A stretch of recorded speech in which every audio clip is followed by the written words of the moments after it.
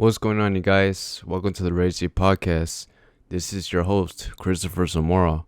Welcome to the show. So today, guys, I wanted to speak to you about the new TV show that came out on Netflix called Avatar: The Last Airbender.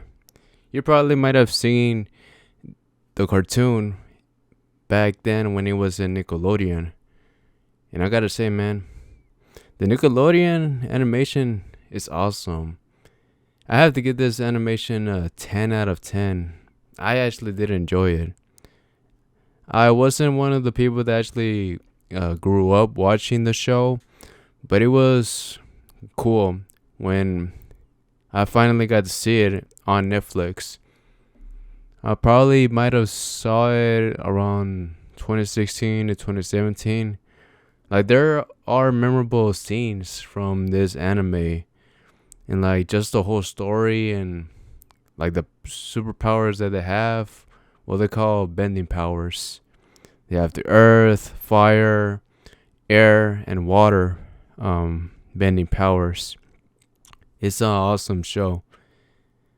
I gotta admit, it's an awesome show. And before the live action, lots of people on the internet saying that this is not good, but there also are some people that agree that this show is fantastic, and they somewhat do compare it to the One Piece live action that came out last year.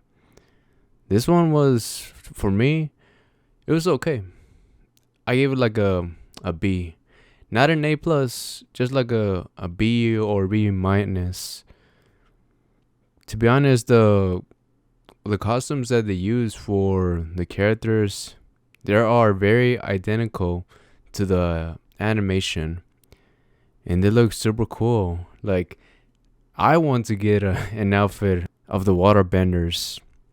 They look so fantastic, and that's why I liked about this show, like the costumes and also the cinematography as well. Even the CGI, when they used their powers against each other, it was cool. I actually did enjoy it. The only issue for me, and this probably, maybe you might disagree with me, but I think it's just the main actor who plays as Aang. I don't know, it's just his delivery of his lines. It just doesn't seem to match up. That's why it kind of threw me off once I saw this show. Every other character is good. Like, they play the role very well. Like Suku's character. I like Suku's character. And also General Iroh. To be honest, my favorite character was probably Iroh. Yeah, the uncle. Yeah, the guy, he did a very good job delivering the lines, and he seemed very believable when he delivered his lines. But for Aang, the actor who played as him, no, man. Maybe because he's like brand new in acting, or I don't know. But he's a young person. He is playing a younger character, and it fits him. I think Aang in the anime, I think he's about like 9 or 10 years old. The kid was probably around the same age, to be honest. But yeah, that's what I believe that this anime, well, the live action, I mean, went. The live action was okay. The last episode was probably the best one for this season. Well, let me just start from the beginning if you don't know what Avatar: The Last Airbender is. There were 4 nations that lived together in harmony, but then the Fire Nation, which is one of the elements, the Fire Nation attacked the other groups because, well, the main guy that was in charge of them, the Emperor, I don't know his name. It's not Iroh. Sorry, I just forgot his name. I just knew it just now. But like I said, with the main leader of the Fire Nation, he wanted to take over. And so they were successful. The Fire Nation were successful for over 100 years. And like the only person that can actually stop them was this person called the Avatar. Every generation or so, once the Avatar actually dies, there's always a new person that comes to the world and is born to become the Avatar. In this case, Aang, he was the Avatar. But the thing is, he ran from his duty because he was afraid. And yeah, he was a very young kid when the Fire Nation actually took over the whole nation. The whole world. He went to go fly out when it was raining very hard, and so he was caught in the storm, and that's why he was then frozen in time. Like there was a huge tsunami that actually hit him and his pet, called Appa. Since he was frozen in time, the Fire Nation was able to take control of this world for over 100 years. And then that's when Katara, which is another main character, and Sokka, which is her brother, they found Aang. They found him in the frozen waterbending area where they live. He finally came out of the ice that he was in, and lots of things have changed. The Fire Nation, like I said, they took over the whole world, and everybody was in fear, and they were all counting on the Avatar for the longest, but he was gone and he turned his back to the world. And like this is what actually gets me as well. Like maybe like I think maybe when he found out that his whole Air Nation was gone and that he was the last Airbender, I think maybe like the actor, he should have like acted more sadder or something like that, because that is sad, man. If you are the last from your nation, that's just crazy. I would be devastated. And I think like the actor, I don't think he did that emotion. Like I didn't see that. That's why I kind of had an issue with his acting, and everybody else, they did good. Just like his acting, but he can always get better, because I do believe that there is going to be a second season and a third season. It was a very successful show, to be honest. Lots of people did not like it, but it had mixed reviews, to be honest. But yeah, Avatar: The Last Airbender, the live action show, I do give it an 7.5 out of 10. That's how much I'll give it. I said earlier that I'd give it a B. I'll give it a 7.5 out of 10. Yeah, that's my score for that show. And like throughout the story, like throughout this season, he needs to figure out how he's going to try to take down the Fire Lord. And the thing is, he needs to learn the elements. The only one he knows of is air, because he has learned that since he was a very young boy. He still is at this time, but he learned that since birth. He had to learn how to water bend, how to earth bend, and how to fire bend. He needs to learn those three, and only the Avatar can actually do that. Nobody else can. Only the Avatar is granted to do this. One person at random, like from each nation, is always chosen each lifetime. But since Aang was frozen in time, there couldn't be no other Avatar for the next 100 years. Lots of people were counting on him, like I said before. And now he had to learn how to ban these other powers. If not, then the Fire Nation was going to try to take over the other ones as well.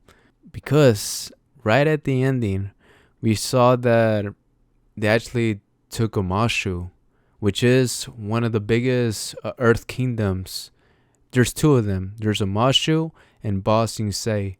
Omashu was the one that they visited throughout this season. So yeah, now that Omashu is taken over by the Fire Nation, Ba Sing Se is the only one that he can go to so he can learn how to earthbend. He went to the north so he can actually try to learn some waterbending, but he didn't. He didn't got to learn any. But throughout his journey, he learns like how to become a better person, like how to become the Avatar so he can save people everywhere against the Fire Nation. It's an incredible story. I did like the animation. Is the live action better than the animation? No, to be honest, it isn't. But it is worth watching if you are a fan of the animation. Just don't go with what people are saying online that this is not a good show and stuff like that.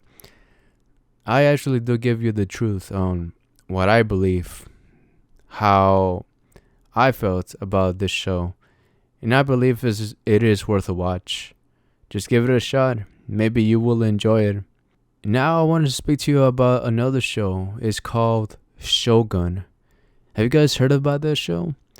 I just recently started watching it. Well, it did came out this week. Every Wednesday, there's going to be a new episode of this new hit show called Shogun. It got a 100% on Rotten Tomatoes, which is very rare. Not that many shows, to be honest, get that rating. And I was so surprised. Lots of people on the internet are comparing this show to Game of Thrones, which is good in a way, but it's kind of like, why would you compare this show to this show? But it's fine. It's okay for me. I'm not really mad about it. But yeah, people are comparing it to Game of Thrones, and it's a pretty good show. They gave 2 episodes out. It takes place in the 1600s in ancient Japan. It's actually an interesting show, and you have to give it a watch. But warning, there's a lot of subtitles, and you do have to read it. Yeah. Most of the episodes, well, the first 2 that I saw, well, the main characters, they are from Japanese descent, and they do speak their language, and you have to read subtitles. So that's a warning for you if you are actually want to see the show. I saw it, but like, yeah, I had to actually rewind it because it was kind of hard to just read that, and I'm not really used to it. I usually watch my anime in English dub, guys.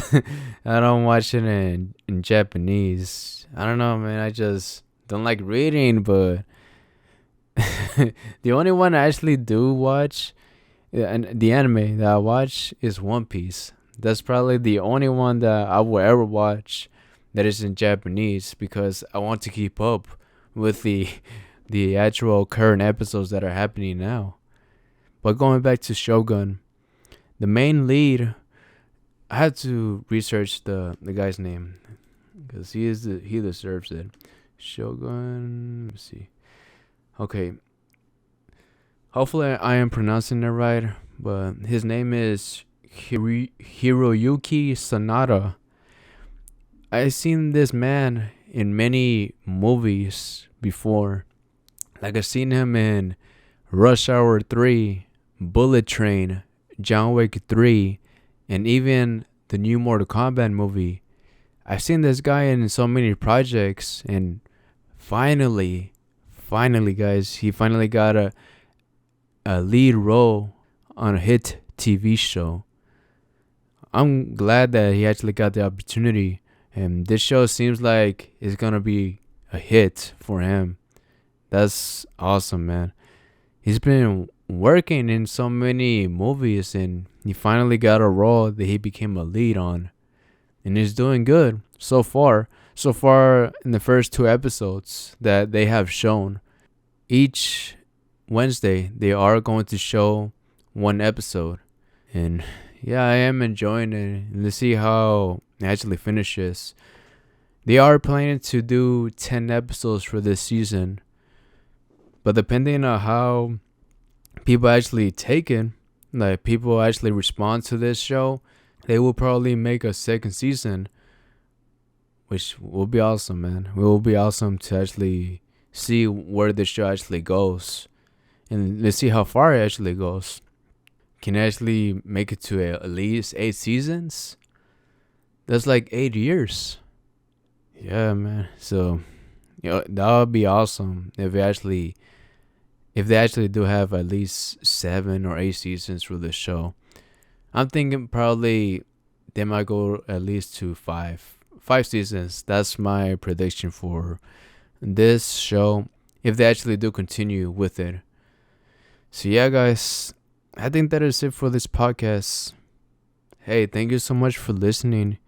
If you guys did enjoy it, make sure to subscribe to the channel on YouTube or on any other platform you are listening to this podcast. If you are listening to it on Spotify or Pandora, make sure to follow it. And also recommend this podcast to a friend or neighbor that actually likes listening to stuff about pop culture stuff. Maybe they will enjoy this podcast as much as you do as well. And yeah, guys, that is it. Again, thank you so much for listening. And see you guys in the next one. Take care and live to the fullest. Bye.